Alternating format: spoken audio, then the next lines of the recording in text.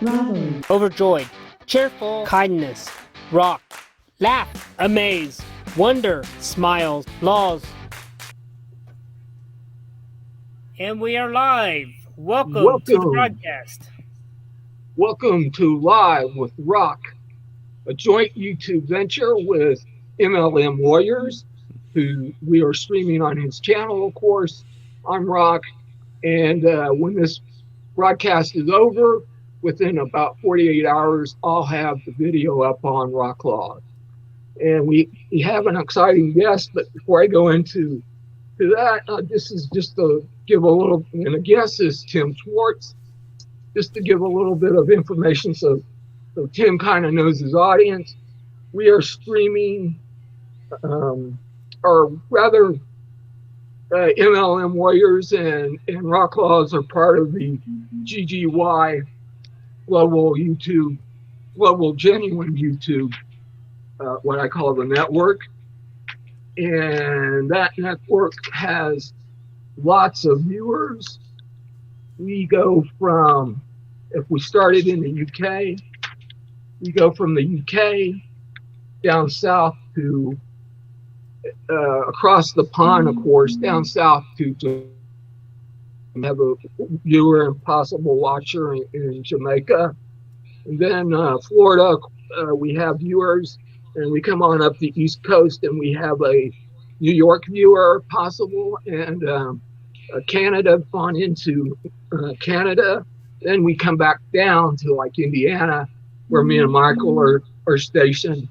And then we would fly across the rest of the United States to Oregon.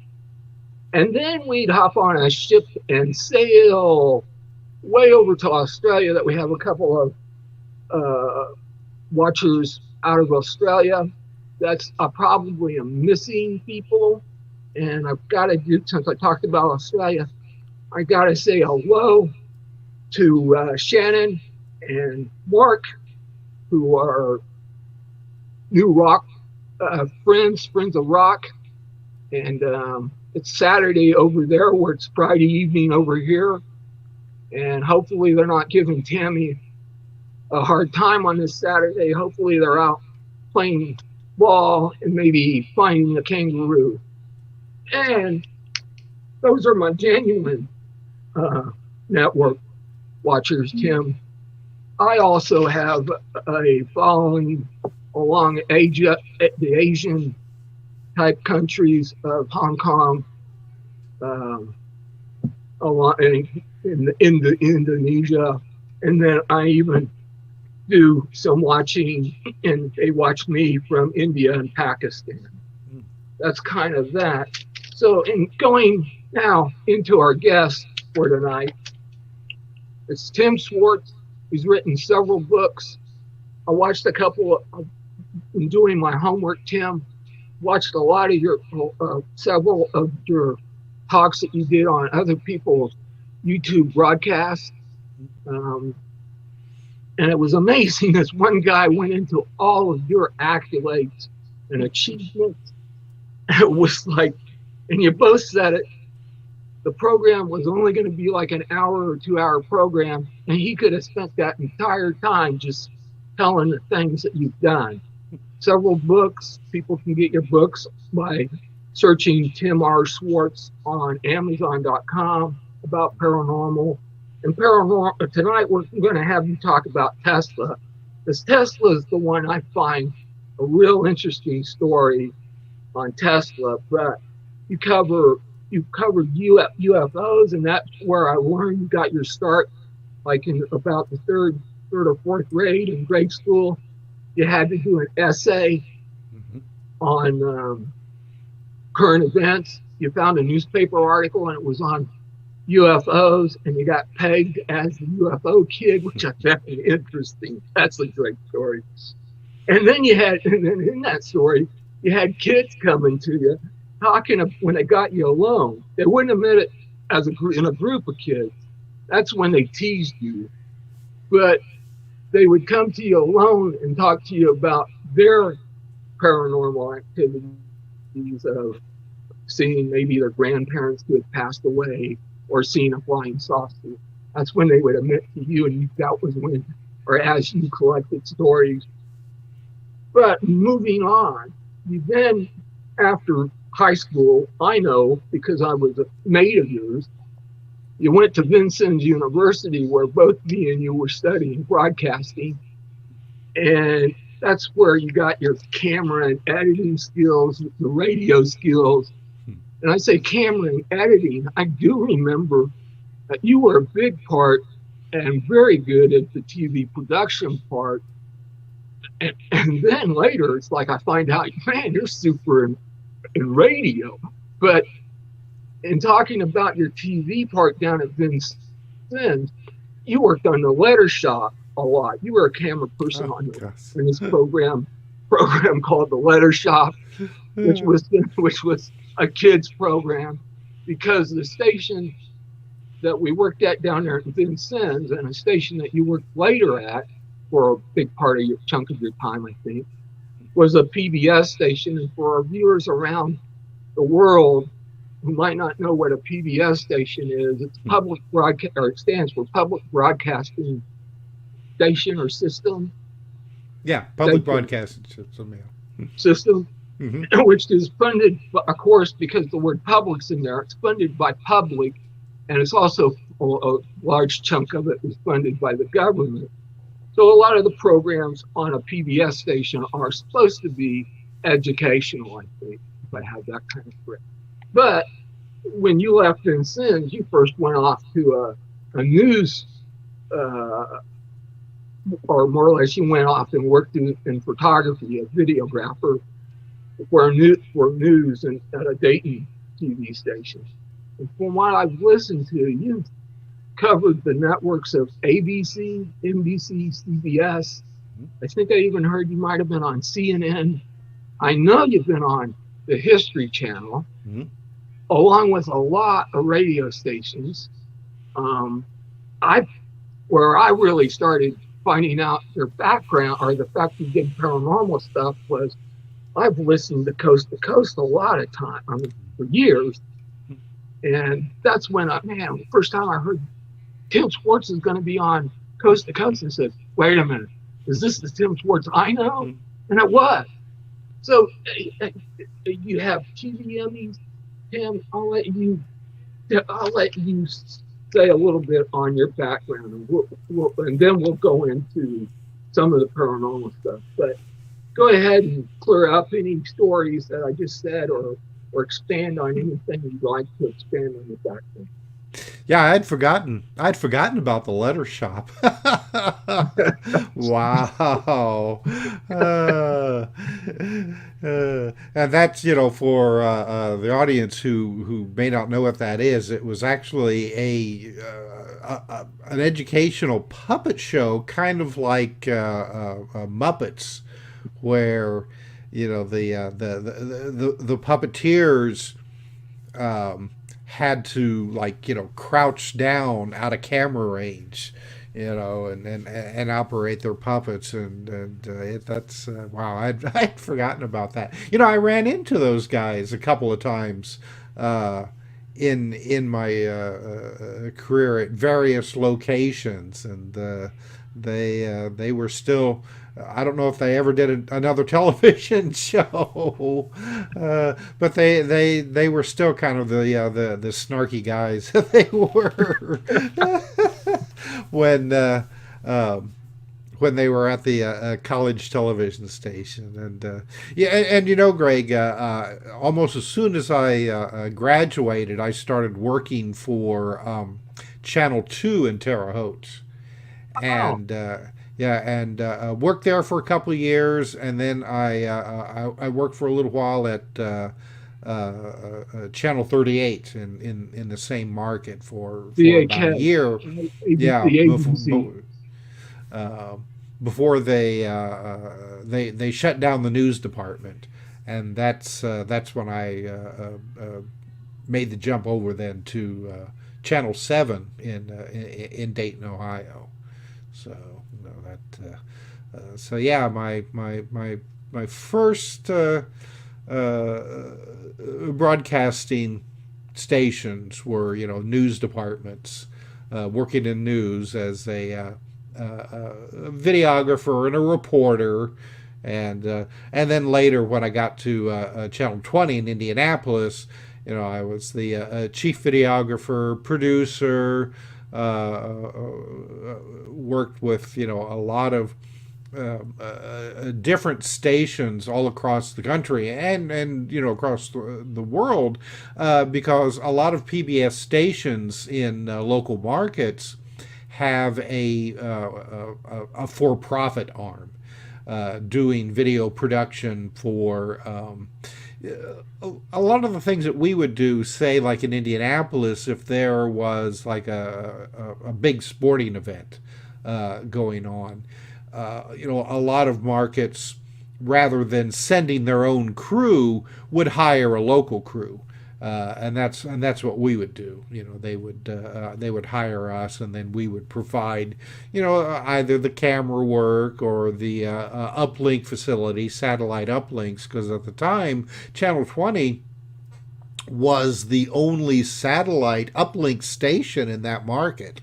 So we got to do a lot of stuff with a lot of different people. If somebody was going to be in Indianapolis, that President Clinton, he was there. Lots of politicians, lots of sports figures, things like that. They would come into the station, and then we would provide the facilities if they were going to be interviewed by, say, like either a local station or maybe national news or something like that. So, and it was because of that then I was able to travel all over the world, all over the country, all over the world, just all kinds of different projects, and especially when I would travel to different countries, most of the time I would know somebody there who was maybe part of a local paranormal research group, UFO research group, or something like that. So if I knew enough ahead of time, I'd write them or even call. But of course, you have to remember that was then with long distance, especially overseas. Cost almost an arm and a leg. But, I'd get a hold of these people, and if I had the time, I'd meet up with them, and, we'd exchange stories, or maybe they'd take me to, like a local say like haunted place or UFO hotspot or something like that. So I got to see all kinds of different and fascinating locations, because of the contacts that I had at the time. And you have to remember, this was pre-internet, so it wasn't quite as easy as it is now. I know a lot more people now overseas, but I'm basically retired from that part of my work. So, my overseas travels, not as much as it used to be. Yeah, neat, Tim. And it's like, I won't spend a lot of time talking about Vince then, but to me, that just blew me away. The equipment we got to work with at that small university, the fact they even had a satellite dish where we used the transponders, if you remember right, and we could go. I remember, I don't know if we were supposed to, and we never did, but I think some of the staff, from what I recall or heard, would punch up some of the transponders to see what Los Angeles TV stations and stuff were doing. And going back, once again, I mean, they weren't showing anything, and even though there was cable just coming on at that point in time, it wasn't like those stations were in our area or available to us like they are now. Right. I mean, now it's no problem probably to watch. I go on Pluto TV, and you can watch the Los Angeles, but not till later on that. And before we end this broadcast tonight, there's a classmate of ours, and it's interesting that I had two, and there was many out of that 79 class that were really good broadcast students. And there's another classmate of ours that said to tell you, wish you well. He wished us well in this broadcast. And he says, I got to tell you a paranormal story that happened to me at visiting him. And I'll pass that story. It's somewhat of a joke, but because he puts it into a joke way, but it involves bats. And not the kind you hit balls with, the kind that swoop down out of trees. Okay, so what I really wanted you to start out talking about was Tesla. And just to get it started, Tesla was an inventor, and you can better clarify or tell a little bit about what Tesla was. But the thing that really has interested me since doing even more research on Tesla was what Edison did to Tesla and GE did to Tesla, and the fact that Tesla ended up blows me away. He was such a smart individual at a young age that he lost his educational funds, and that forced him to be embarrassed with his parents, I think, or whoever was supplying that educational fund, that all he had left, they gambled it away. And that's the part I find really strange about Tesla, that he gambled money, and he gambled his educational fund away. And so he had like 4 cents, I think the story goes. And he took that 4 cents and somehow got his way to the USA. And then boom, because he was such a bright individual and came up with a lot of really great inventions. Tesla, if you want to talk about Edison and Tesla, maybe a way to look at them is Edison with GE is DC and Tesla is AC. Go ahead, Tim, and just pick it up and run with that. Yeah, well, Nikola Tesla was born in, used to be Yugoslavia. Now it's Croatia. So I mean, it would have been Croatia, where when he was born in 1848, and his father was a minister, and his mother was a homemaker. And Nikola Tesla probably got his smarts from his mother, because his mother apparently was very gifted, intellectually. But his dad had a lot of influence on him as well. His dad actually hoped that Tesla would go into the ministry like he was, and he was an Orthodox minister. But Tesla, from an early age, had a great intellect and a great thirst for knowledge, and he wanted to go beyond high school and attend a university. And so at one point in his life, when he was a teenager, he was stricken, and I can't remember now just exactly what it was, but at the time, it was a pretty life-threatening illness, and he had his father promise him that if he survived, that he would let him attend university rather than becoming a minister. And fortunately for us, he did survive, and his father then allowed him to continue his education, where he studied electronics and the electricity. And even at that stage, he was looking beyond what was currently known when it came to electricity, because at that point all you had basically were it was DC, direct current. And he told one of his professors, in university, that he was going to come up with an AC motor, which would be a lot more efficient than the at that time the DC motors. And his professor basically just laughed him off and said that an alternating current motor would be akin to perpetual motion, that it would be impossible to do it. And Tesla naturally kind of took that as a affront, and was going to prove his professor wrong, and eventually he did.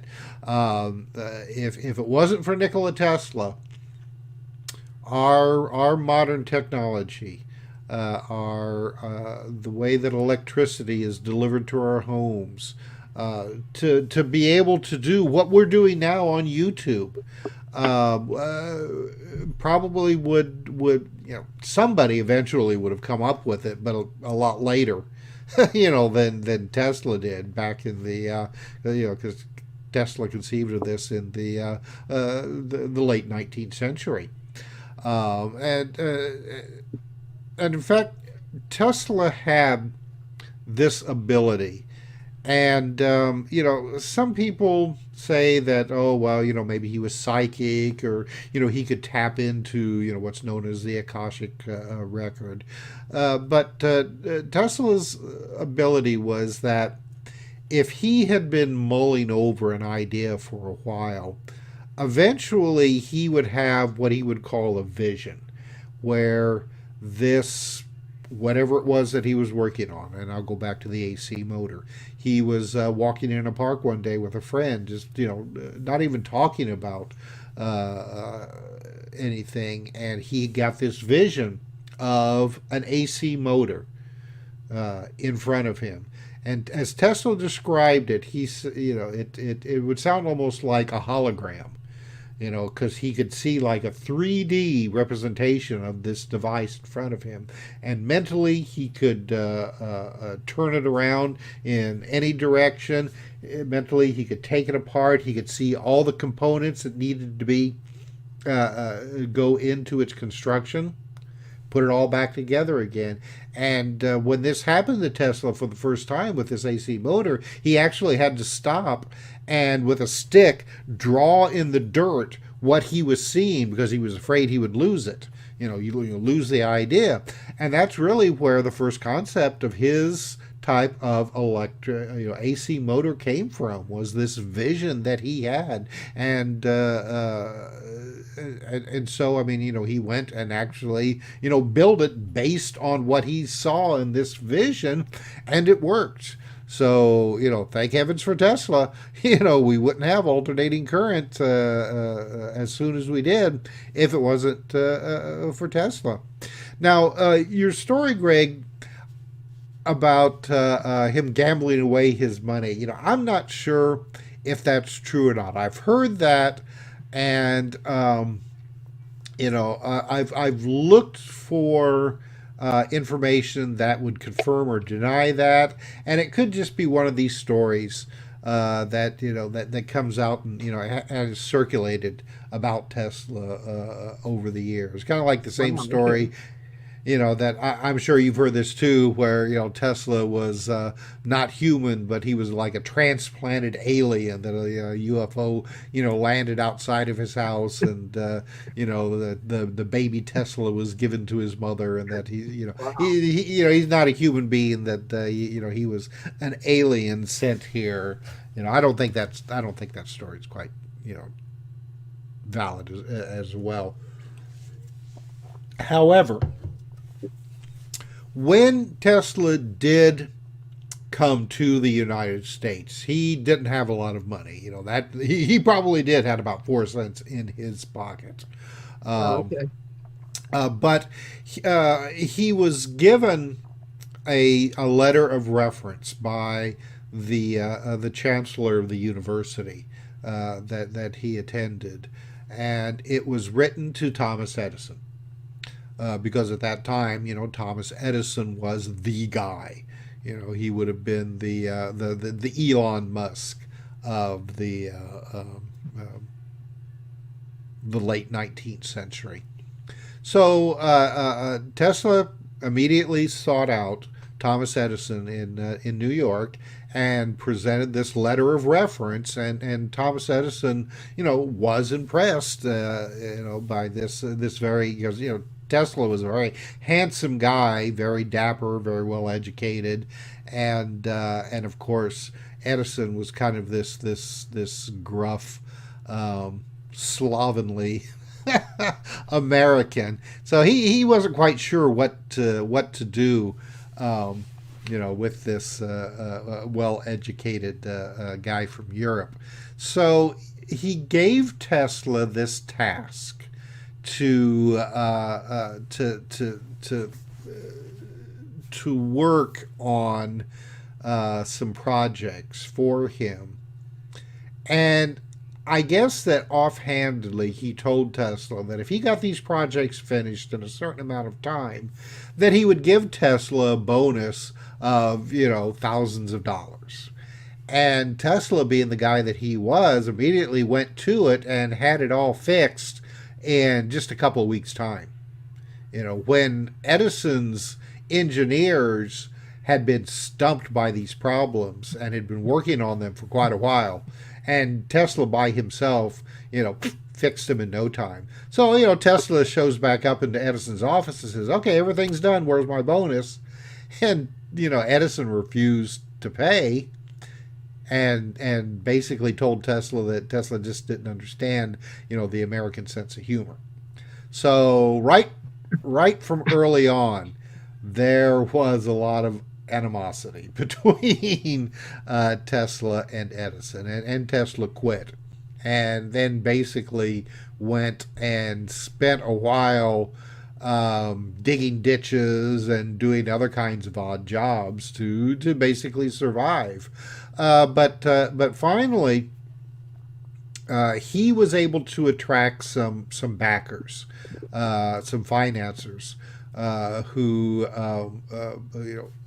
understood just exactly what an AC motor could do, as opposed to the DC current that Edison was working at. You got to understand that at that point, Thomas Edison had already established direct current facilities in Manhattan that he was powering a number of blocks of houses and businesses using direct current. You've seen these old pictures, from the 19th century of Manhattan with, you can't even see the sky because there's so many wires, going from pole to pole and, building to building. Well, that was part of Edison's plan to provide DC current electricity for everyone. Problem being is that direct current is not very, at least then, it wasn't very efficient. It could only travel so far, down the wires before you would have to have a new generating facility every couple of blocks, actually, to reboost the power to send it on its way. Well, Tesla's AC motor and AC electricity, you could do the same thing, but the current would travel for miles and miles. And so when Tesla actually got his own business started, using alternating current, well, Edison saw that. I mean, that was a direct threat to his business, and so that was another, what would you call it? Another poke in the eye to Edison from Tesla. That here's all this money that Edison had already invested in DC current, and this young upstart from Europe was coming in with AC current, and it was going to drive Edison's electric current business. It was going to bankrupt him. So I mean he wasn't going to, Edison was not going to go down easily for that. And because of that, I mean there was problems between the two really for the rest of their careers. Tim, to give you a break, you're doing great. I saw a comment from one of our viewers, and it's the Australian viewer, Tammy, and she said, "Wow, how neat of Tesla. So he wouldn't forget, he drew the picture so he could get a clearer mental image of it. He drew it in the sand." And it's like that kind of like goes along with a lot of things I've heard about other inventors or writers and stuff about how they'll grab if they have to, they'll grab a napkin or whatever and write down notes or whatever. And the other thing to interject, I think, here at this point in time, but keep your thought. I'm just giving you a little break here, and you can add in and maybe correct something I'm going to say here. But my parents retired to Florida, and they retired to a little community called LaBelle, which was pretty much near Fort Myers. When I'd go down for visits, they all the time were kind of like planning out stuff for us to do and see. And one of the coolest things I got to see at that point in time was Edison lived in Fort Myers, had to locate his home. I think his home was Fort Myers. What they did was they built a museum in his house, I believe, which was still possibly part of his property. And it has all the Edison, I think a lot of the Edison inventions, like the phonograph, maybe even, if I'm right, he did a movie camera. But in that, I also learned that Edison, I think, in the winter months, people like Goodyear would also hang out in Florida, and I think Fort Myers. And it seemed like to me there was a third guy. Was Ford in their era? Did Edison ever hang with Ford, the car builder who built the Model T? Right. Yep. And I think what I ended up hearing down there from the museum people or the tour was that those three kind of hung out every once in or a lot, Ford, Edison, and Goodyear. And, of course, they were talking business or inventions and stuff or whatever. But I guess that was just kind of the point I was going to make. It was kind of those, Edison kind of hung out with, I believe, Ford and Goodyear. And going back to the point you were just starting to get at, was how Edison cheated, I'm going to say cheated, maybe you'll correct this, Tesla out of $1 million. Was it $1 million? I don't know if it was $1 million. Every story you read, it's a different amount. $1,000, $10,000. It's hard to say. And it probably was kind of an offhand comment. Where Edison, said to him, "Yeah, if you can get that fixed, I'll give you $10,000." You know how people are. And even though Tesla was, spoke a number of different languages besides his own, spoke English very well, he may not have quite grasped, like a sarcastic meaning behind a comment like that. Greg, let me just a second here. I'm going to keep my take my headphones off in a second. There's a cat in my office. Let me shush him out here so he doesn't. Just a second. Come here, cat. Sure.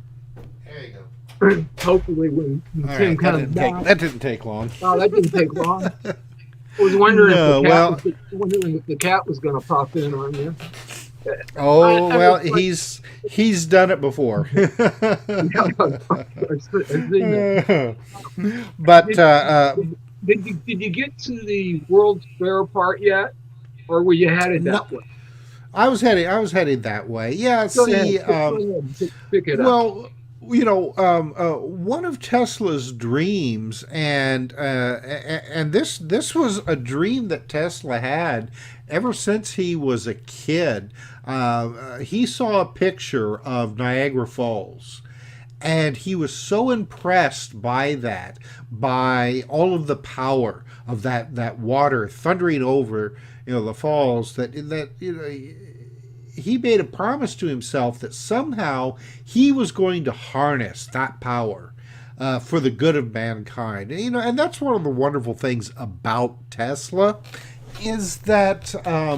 Excuse me, I just did a 3D here for your audience.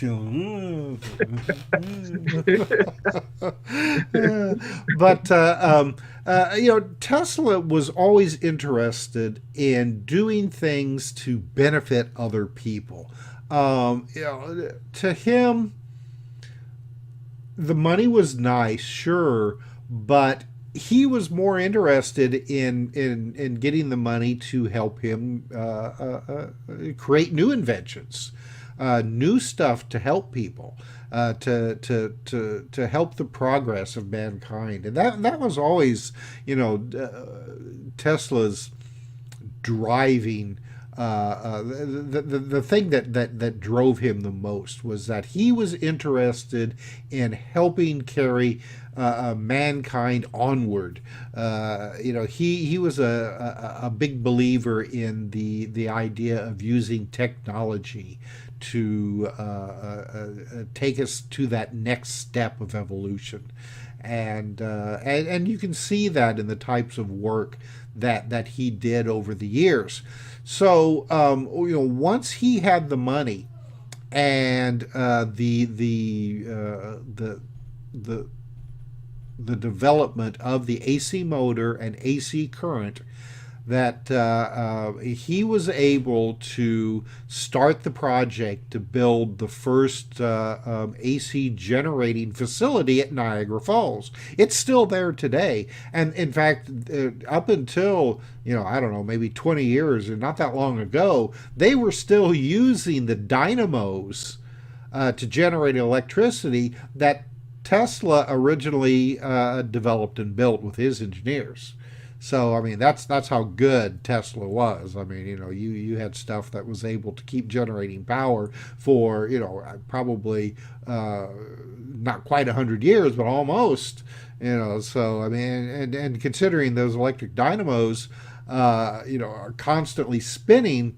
With the hydropower coming into them, you got to hand it to Tesla. I mean, when he built something, he built it to last, and he always knew when he built these things that they were going to work.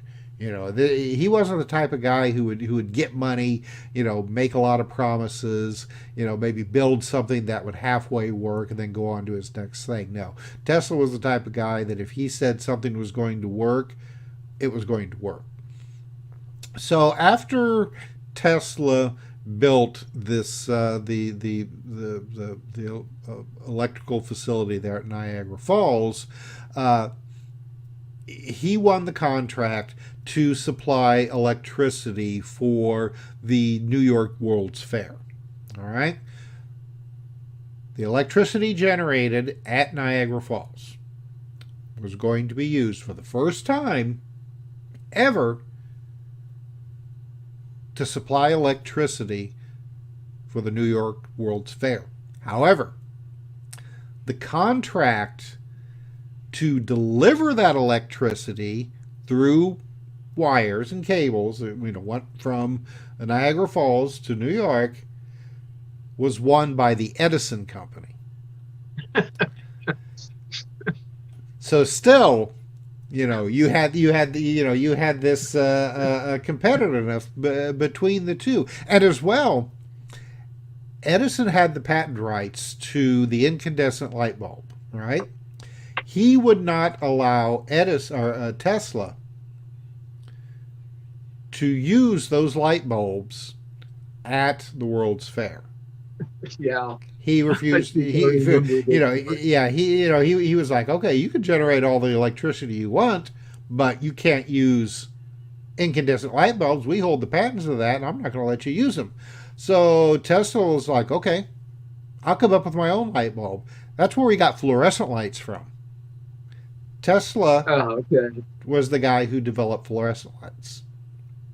Or, it's a little bit different than what we use today, but the concept was the same, and they were a lot more efficient too, a lot more efficient than incandescent bulbs. Because back then, an incandescent bulb, depending on the type of filament that was being used at the time, wouldn't last all that long. Tesla's lights, because they use rarefied gas, would last, probably for a couple of years at least. Of course, you didn't need a couple of years. World's Fair would only last for what, like a month? Something I'm not quite sure what it was. However, because of this slight of Edison's company, General Electric, winning the contract for the cables, the wires to deliver electricity, Tesla was like, what can I do? There's got to be a way to deliver electricity without using wires and cables. And that's where Tesla got the idea that maybe there was a way that you could deliver electricity or energy wirelessly. And that was his next big epiphany. Of course, Tesla had a bunch of epiphanies. I mean, you have to realize that Tesla basically was also the inventor of radio. The components that Marconi used to build his wireless radio set were invented by Tesla. Tesla had patents for them, and Marconi just used them. All right. So Tesla really was the inventor of radio, and unfortunately, after Marconi's success with his primitive radio set, his patent was allowed to go forward, and Tesla's original patent was discontinued. I may not be saying that right, but that's basically the way it was. It wasn't until after Tesla passed away, in fact, that the acknowledgement that Tesla was actually the inventor of radio and his patents were put back under his name. About a year, I think it was, after he passed away. So is this where, was this kind of, and maybe it wasn't because you said it was brought out through government documents, maybe, but was this part of the lost journals of Tesla? Oh no, this was well known. This was well known information, and when all this happened, Tesla, and I don't want to jump too far ahead of the story, but Tesla had at this point where things are going on, Tesla's what would the word be, popularity, for various reasons, had declined, so it was a lot easier to do that to him than it would have been back in his heyday, when he had basically started wiring the country with AC current. Like I said, I jumped ahead a little bit. So Tesla had this idea, maybe there's a way that, you could deliver electricity to locations without having to use wires. That'll get Edison, that'll stick in his craw. So Tesla actually went and bought land at Colorado Springs, Colorado, to build a laboratory to do experiments looking into this. His original thoughts were, well, maybe there was a way that you could capture lightning, because Colorado Springs was well known for its thunderstorms and highly electrified atmospheres at a certain time of the year. So he was thinking, maybe I could you could put like an antenna up in the air and you could actually capture lightning, and send that to households. Um, but that turned out to be, not an easy task. Lightning is, basically it's kind of like static electricity. Very difficult to harness, and I mean it's something that we still really can't do today. So I mean, imagine back in 1898 when Tesla was working on this. It really was an impossible task. But, with the work that he was doing at the laboratory, he actually did come up with a way that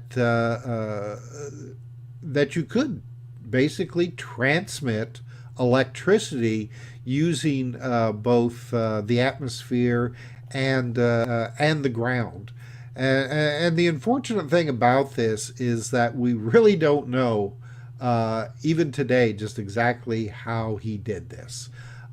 Because of the problems that Tesla had already with the patent office and with people stealing his patents, when he took out the patents for his wireless electricity, he omitted certain aspects of it so that the patents were incomplete. People still speculate today just exactly how he did it. There's been some reality television shows where they've just basically taken a giant Tesla coil and just pumped a bunch of electricity into the atmosphere. And a Tesla coil, I mean, you've probably seen them before. I mean, they tall, they have like a ball on top of it, and sparks of lightning come out of it. Well, you generate enough electricity, sure, you could have a receiving unit fairly close by that will pick up that electricity, but then again, any antenna or anything with a point on it is also going to get struck by this electricity. So it wouldn't be a very efficient way to pick up electricity out of the atmosphere. But Tesla had it figured out, and he even went as far as he went back to Manhattan and bought some land with the help of some backers on Long Island, and started to build a facility for the wireless transmission of electricity. He called this place Wardencliff, in fact. And there are pictures, if you go on and look, of Tesla's tower. It's this big tower with a giant copper ball on top of it that was meant to transmit electricity. And Tesla's idea was very similar to how our cell phone system works. Tesla's idea was that you would have these facilities scattered around the country, and each would work off of the other. So say like a house, all you'd have to do would be to have one antenna up in the air, and another one would be stuck into the ground. And through this, and again, I'm not a scientist, so I'm not even going to attempt to try to say how possibly he was going to do this. Possibly some kind of resonance system, where the electricity transmitted through like a radio frequency or something like that would resonate with the receiving units at people's homes, and you would have your homes powered without it being wired. Unfortunately, Tesla knew that the people that were backing him, and these were the same people that backed Tesla when he built the facility at Niagara Falls. Everybody got very rich off of that, by the way. Tesla got rich, his backers got rich, and in fact, the people who backed him at one point were misspent their money. I'm not quite sure exactly what had happened. But they owed Tesla a bunch of money. They had promised Tesla that he would get basically royalties for every, like kilowatt of electricity that was generated and sold. This put a lot of money into Tesla's pocket, which he then used to further advance his other research. And Tesla told these guys, he goes, look, you were the guys who supported me when nobody else would. I'm going to waive that. All right? You get yourselves back up and running again. I don't care about that much money. All I want is enough money to continue my other research projects. And everybody was happy. All right? So when Tesla built his Wardencliff transmitter, he knew that his backers would not understand how you could possibly meter the electricity that would be coming into these households without wires. All right, and it's the same way that our electrical system works today with wires. You've got a meter outside your house that shows how much electricity that you used, and you're charged for it every month. Well, he knew that they couldn't conceive how you could do that with wireless electricity. So he kind of neglected to tell them just exactly what this Wardencliff tower was for. He told them some of the other stuff that it was going to do. It was going to be like a radio transmitter, a powerful radio transmitter, that would be able to broadcast, over the Atlantic to Europe.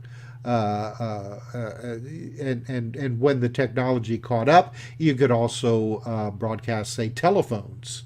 At that point, telephones were still wired. And eventually, he said, once television was developed far enough, because Tesla, he's a far-thinking guy. He knew that television was going to be coming around the corner very soon. That this facility would also be a television transmitter. But he kind of left out the part that it would also broadcast electricity. So unfortunately, once his backers found that part out, just as he predicted, they couldn't understand how are we going to charge people for electricity if they're just getting it from an antenna. They're going to be getting it for free, which that wasn't going to be the case. But nobody would listen to him. So they withdrew their funds. They ended up suing Tesla and then besmirching his name publicly. So it became this huge debacle. Tesla's name then was basically mud. He was called by the tabloid papers at the time, like a mad scientist, that he wasn't trustworthy, that all of his inventions were poppycock, and his reputation from that point on was basically ruined. And for the rest of his life, now, even though he was still inventing, he was still, managing to sell stuff. He was able to get backers for other projects. He never had that great reputation that he had before the whole Wardencliff Tower debacle, which is really unfortunate because he obviously was on to something. He would not have started construction of this tower if he wasn't positive it was going to work. But unfortunately, most of his paperwork was destroyed around that time. Anything that was left over ended up being, scattered to the four winds to, with the various engineers and people that he worked with. Some of the stuff that Tesla kept ended up at various locations where he would live for a while, then move on to the next location. So and then a lot of this material ended up at the Tesla Museum in Belgrade. In Europe, which at that time was part of Yugoslavia, which was a communist country and under the influence of the Soviet Union. So a lot of the material that ended up at the Tesla Museum still really hasn't been seen by Western eyes. It's still being kept very closely guarded. Because of all of that, Tesla's great name, and to the delight of Thomas Edison, was no longer Tesla was no longer the great inventor. He was now the Tesla, the mad scientist.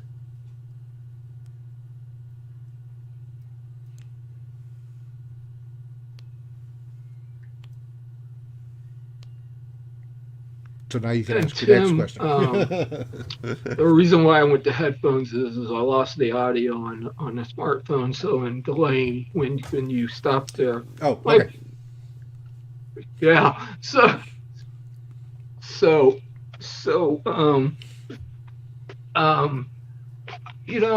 we're running out of time too, Tim. There's we might. That's We've easy got to have do. you back if you're agreeable some other time down the road, and you're shaking your head yes. Yep. Because I was going to ask you about the I was going to change stories and ask you about the Operation High Jump, which I almost think we've got to wait for another time too. And just to clue people in, that's a story you can tell on Admiral Byrd that both these stories, or the Tesla story, you're getting to the point of, and you were into the point of the paranormal part of it because of the lost journals on the train. And what I'll do is I'll plug your book at this point in time, in that if people want to learn more about probably the lost journals of Tesla, they could go out to Amazon.com, Tim Swartz, and there's your book. And it can also pick up other of your talks on YouTube, and they'll find out about the Admiral Byrd story too. But I'd love to have you on to talk about that. And plus, we haven't even, and I didn't expect to be talking about UFOs, but I'd love to have you back to talk to you about UFOs. And maybe we're going to end this just a little bit earlier tonight, because the one story I have to pass on from the classmate's Jim Barron, he's going to follow you up, okay?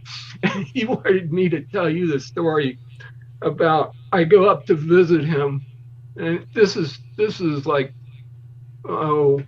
mid to late 80s. I'm visiting him where he grew up, and he lived in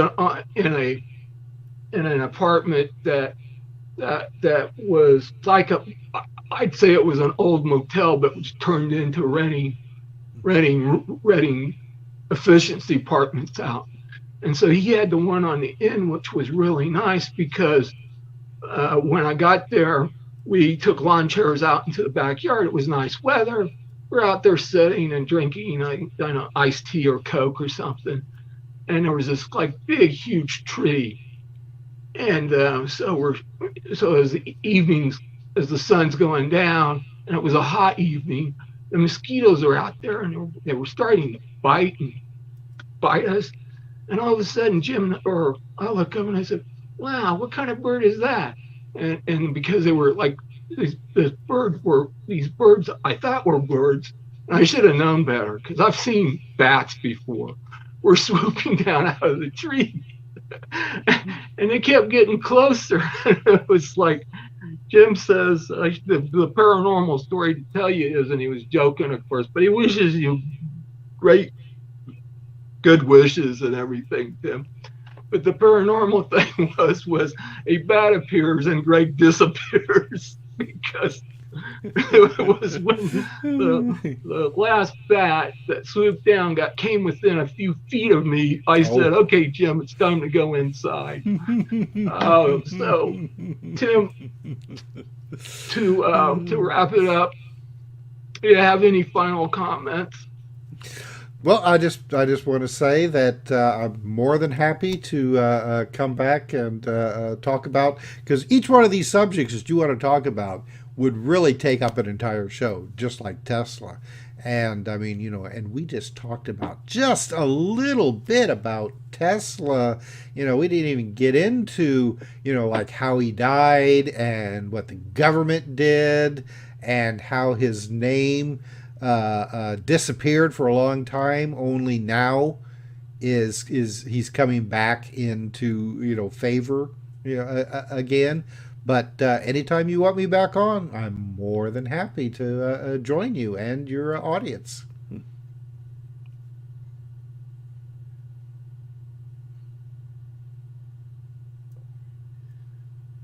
We're gonna have you back because I'm now confused, because like a live show happens, things like this happens. I've lost the audio from my smartphone and I can't keep pace because of the delay in the live stream.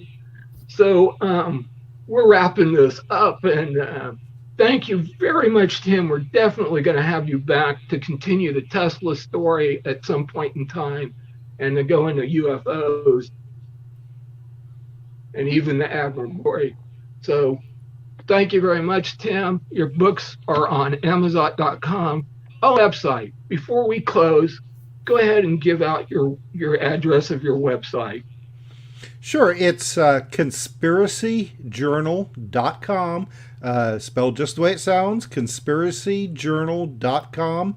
And all of my books you can find on Amazon.com. Just type in Tim R. Swartz, and they'll all come rushing out for your reading pleasure. Well, we appreciate it, Tim. Thank you very much. Thank you, Rock Laws, and we'll end this broadcast. Thank you. Good night. Good night. Thanks, Tim. Thank you. This is your old YouTuber Rock Laws clicking the save button and the upload button. Saying may all your days be great until we meet again. Take care and smile. If you like this video, please click my red subscribe button and my bell to be reminded of my newest videos.